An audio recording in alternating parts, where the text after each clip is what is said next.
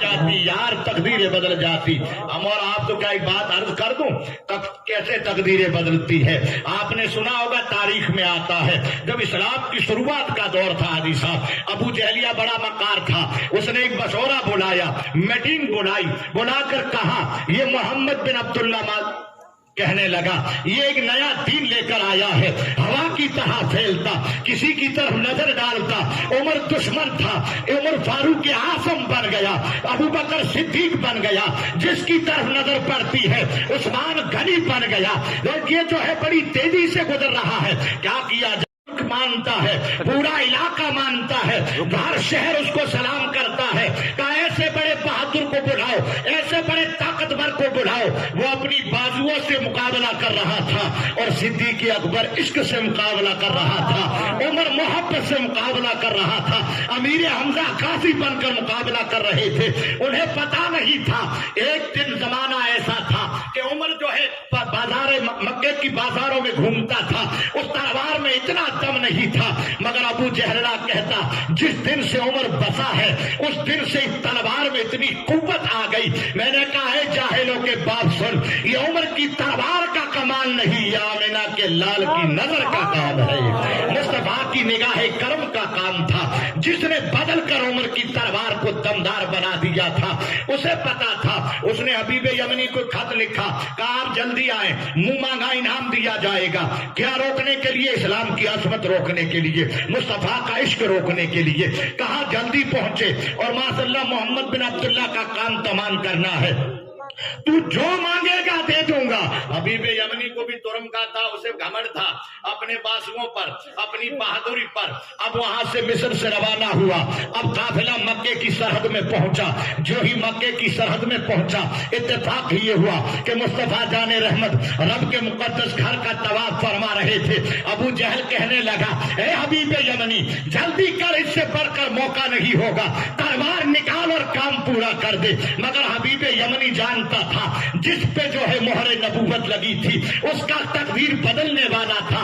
حبیب یمنی کہنے لگا نہیں یہ ناانصافی ہوگی. کہا ہے ابو جہلنا تیری بات بھی سن لی ہے, اب محمد بن عبداللہ کی بات بھی سنوں گا, فیصلہ پھر ہوگا, جو غلط ہوگا اس کے لیے اب حبیب یمنی کی تلوار کام کرے گی. ابو جہل سمجھ گیا اگر آمنہ کے لال کی نظر پڑ گئی, وہ جانتا تھا یہ تو حبیب یمنی ہے, بلکہ ہونے والے بے زبان پتھر بھی کلمہ پڑھ لیتے ہیں. وہ جانتا تھا, اسے پتا تھا اگر وضحا والا چہرہ دیکھ لیا تو پھر حبیب یمنی دشمن نہیں مصطفیٰ کا غلام بن جائے گا.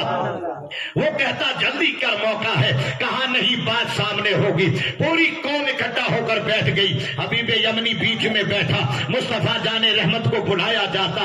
آج حاجی صاحب ہوتا یہ کہ ہمارے والوں کی ہی ہونی شروع ہو جاتی, کہتے وہاں پہ یہ ہے, مگر یاد رکھیے جو عشق رسول سینے میں لے کر چلتا ہے وہ دنیا سے نہیں ڈرتا, وہ پہاڑوں سے نہیں ڈرتا, وہ ہواؤں سے نہیں ڈرتا, ہمیشہ عشق کے ساتھ چلا کرتا ہے. آگے بڑھے, میرے آقا تشریف لے کر آتے ہیں. حبیب یمنی نے دیکھا کہ جتنے لوگ بیٹھے تھے بڑے بڑے سیٹ اور ترمکھا بیٹھے تھے, ایسا لگ رہا تھا کہ کسی میں جان تک نہیں ہے, سب کے سر خم ہو گئے. حبیب یمنی سمجھ گیا آنے والا جادوگر نہیں, آمنہ کا لال ہے, آنے والا رب کا حبیب ہے.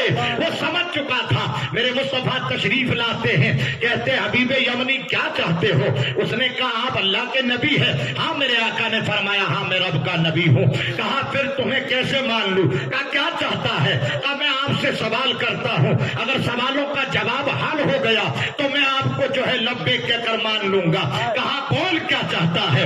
ارے حاجی صاحب پاور جس کے پاس ہوتا وہی تو آدیش دے کر کہتا ہے کیا چاہتا ہے, تیری مرضی کے سوال کر لے. میں نے کہا مولوی صاحب تیری ادا کی قسم اگر تجھ سے پوچھے تو گلیاں سکڑی ہو جاتی ہے, اگر میرا مصطفیٰ سامنے آتا ہے تو کہتا حبیب یمنی پوچھ کیا چاہتا ہے. حبیب یمنی کہتا 3 سوال کروں گا. کہا بول کیا چاہتا. کہنے لگا اوپر جو ہے 14ویں کا چاند آب و تاب کے ساتھ چمک رہا ہے، اگر یہ پھٹ جائے تو میں آپ کو نبی مان لوں گا۔ مصطفیٰ جان رحمت نے شہادت والی انگلی حاجی صاحب تاریخ میں آتا ابھی اٹھی نہ تھی، اس سے پہلے چاند نے سینہ چیر کر کہا اے محبوب کے ماننے والوں، قیامت تک آواز دے کر کہہ دی ارے تو مرد کلندر ہے، تو انسان ہے، میں چاند ہو کر اگر میرا حبیب اشارہ کر دے تو میں اپنے سینے کو 2 ٹکڑے کر کے مصطفیٰ پر قربان کر دیا تھا۔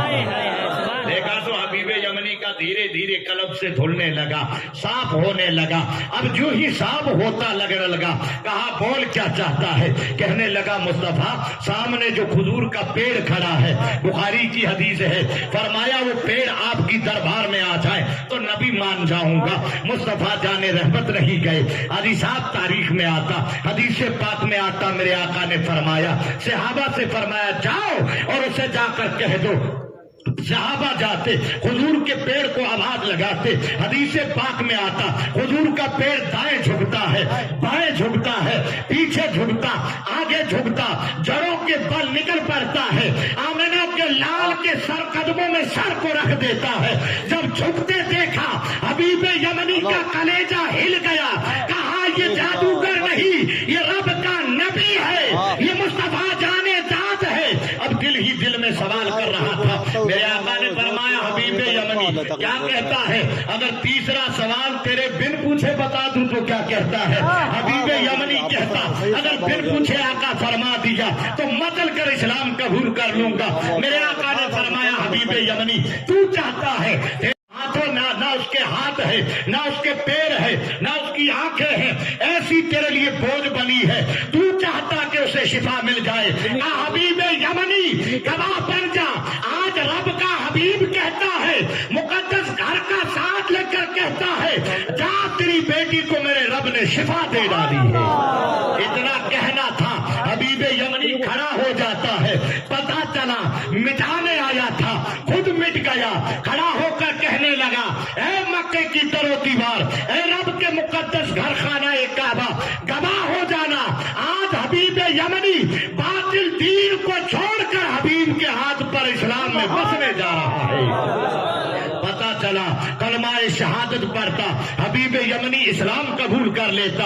پتا چلا حبیب یمنی تجھے تو بدلنے آیا تھا مگر خود بدل چکا تھا، اسی لیے تو ابو جہل کہہ رہا تھا جلدی کر، اسے پتا تھا کہ اگر نظر پڑ گئی تو حبیب یمنی تو کیا ہے مکہ بدلتا جا رہا ہے، جس پہ نظر پڑتی ہے آیا پلٹ جاتی ہے۔ پتا چلا وہ مصطفیٰ جان رحمت کی ذات ہے۔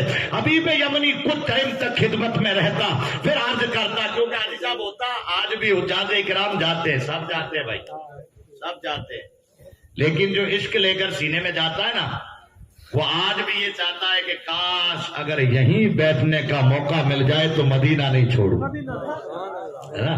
پتا چلا میں نے حاجی صاحب کسی سے پوچھا، میں نے کہا بھائی مدینے جاتا تو ایسا دلڑا کیوں کرتا ہے؟ لندن جاتا تو نہیں کرتا؟ کہا نہیں ماں یاد آ جاتی ہے، لیکن مدینے جاتا ہوں تو ماں بھی بھول جاتا ہوں۔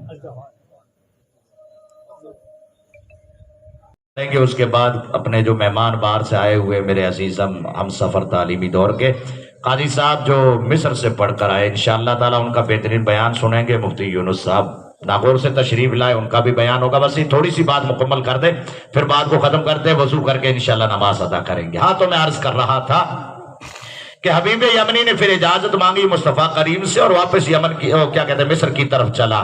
تو تاریخ میں آتا کہ وہ چلتے چلتے رات کے وقت اپنے گھر پہنچتا ہے، اور جب گھر پہنچتا ہے تو کیا دیکھتا ہے؟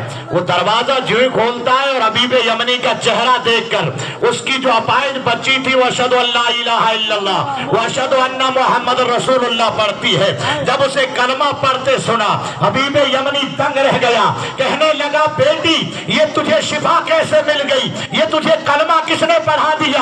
تو کہتی بابا جس مصطفیٰ نے اللہ کے گھر کے سامنے بیٹھ کر مکے میں تجھے کلمہ پڑھایا تھا، اسی محبوب نے یہاں آ کر میرے ہاتھ بدن پر ہاتھ لگایا، اللہ نے شفا دے دی اور کہا بیٹی تیرا باپ وہاں پہ کلمہ پڑھ کر مسلمان ہوا ہے، تو یہاں کلمہ پڑھ کر باطل دین کو چھوڑ کر اسلام کی نگر میں بیٹھا۔